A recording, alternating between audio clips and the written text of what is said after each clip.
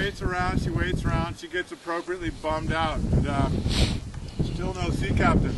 So it just totally bums her on New Zealand. She's like totally down and out, can't deal with this New Zealand anymore, too many memories, the whole shtick.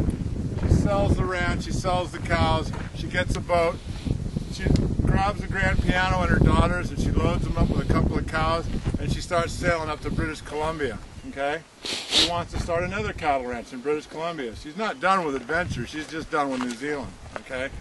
So on her way up, she pulls into the Sandwich Islands, which are basically the Hawaiian Islands. Back in the 1850s, it was still a big deal when a ship pulled into port. So they paddled out, checked everything out. Turned out there was a woman who owned the ship. That was a really big deal. Okay? So what they did is they fired up the party circuit. So they had a couple balls, a couple of teas, you know, a couple more little get-togethers, some picnics, some hikes. Gets up to British Columbia. All that stuff, right? At that time, this is not really a good place for raising cattle. She's probably better off being a logger. There's just too many trees everywhere. So she bums on that notion, decides to sail further south, down into Oregon or California. But the problem down there is that for her to own this cattle ranch that she dreams of, she's got to marry some dude. She's got to marry any dude, her choice. But she's got to transfer all of her assets over to him, make him rich as snot, and then she can get the cattle ranch. Well, I think we can already tell about this lady. She ain't having that. It's not going to happen. So, way too adventuresome. So she thinks about the king back here in Hawaii and how he's kind of sweet on her and he seemed kind of progressive. Back, she trucks to Hawaii, okay? Gets here, starts talking to the king, he starts showing her around. He shows her places in Maui, shows her Molokai, Lanai, all those. Comes up here, shows her this. It's a really wet time of year and it's all lush down there and she goes, this is perfect, this is great.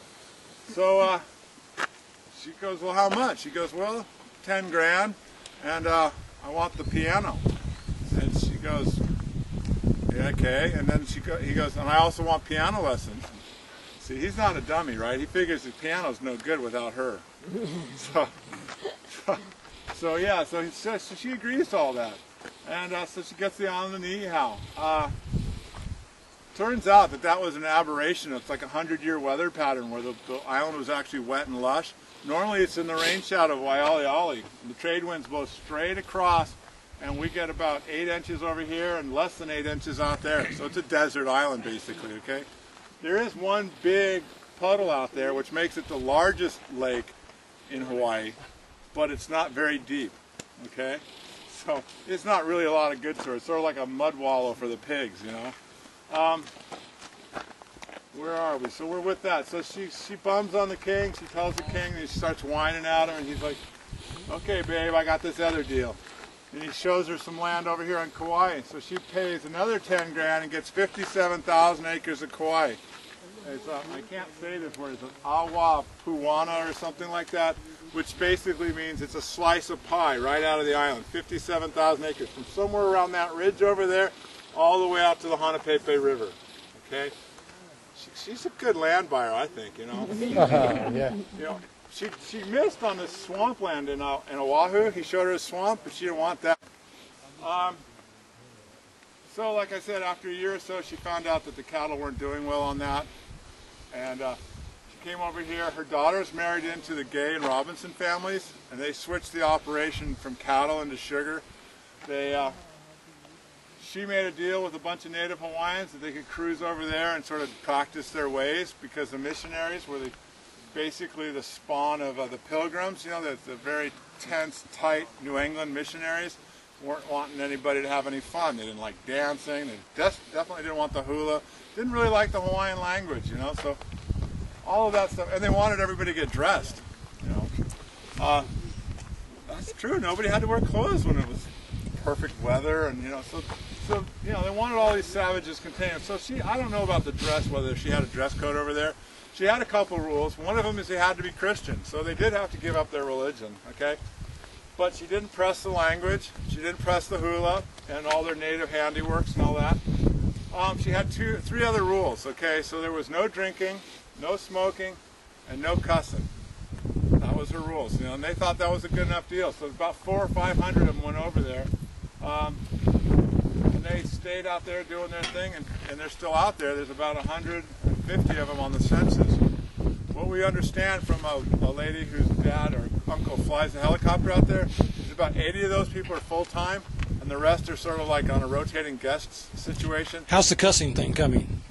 You know, I don't even know how she can enforce it. How the hell's that going anyway? What's a Hawaiian swear word? Yeah. How do you know when they're swearing?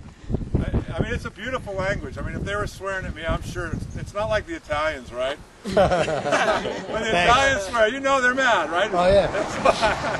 I think with the Hawaiians, it's the fist you want to watch out for. But really, so what they do now is they kind of hang out there about once every 2 months. A barge goes cruising out there, and they bring in supplies. They bring in lots of fresh water, lots of rice, cases of Spam.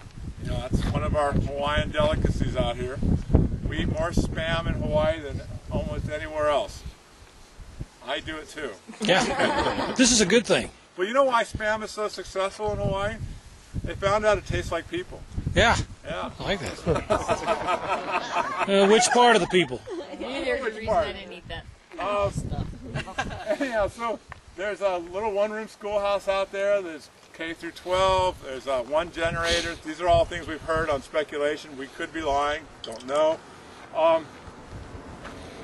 They don't use a lot of generators, but what they apparently have been buying lately are these solar lights from Home Depot. You know, so I guess they're not running as many lanterns as back in the day. So those little plug-and-play lamps, I think they're using a bunch of those. But most of the technology is shunned over there. It's sort of like a Hawaiian Amish, right? You know, that doesn't cut. Not quite Amish, more, but you know, but yeah. I mean, there's apparently like one truck.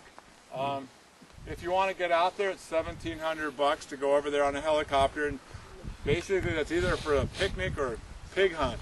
You can go shoot a pig. Fly out there, you don't get anywhere near their village, fly out there, shoot yourself a pig, and they clean it up and fly it back, and you can do the barbecue thing with it. Can you have it made into Spam? Spam is made in Hormel, someplace in like Minnesota or someplace. Probably on YouTube, this is going to be the Forbidden Island story. You're gonna be famous, Brett. That'll be the man. Yeah, and Brett, I've only got 850 minutes left, okay? Okay, well, this is like, could be all lies, everybody. Not from no you. idea to fact check this. How do they make their money over there? Oh, you know, Cursing.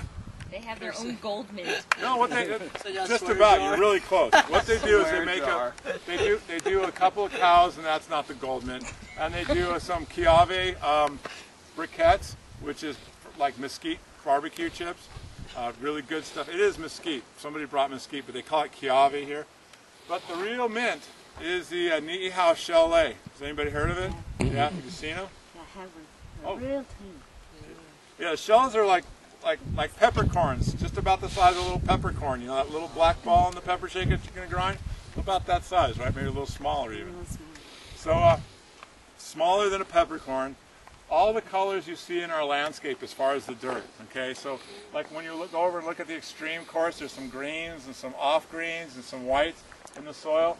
Different minerals that come up out of the lava. All of those colors are represented in the NIIHAU shell leis, and they basically only grow out here in this channel. It's a 2,000-foot channel between here and there. Mostly they only wash up over there. Sometimes they do over here, but mostly only over there.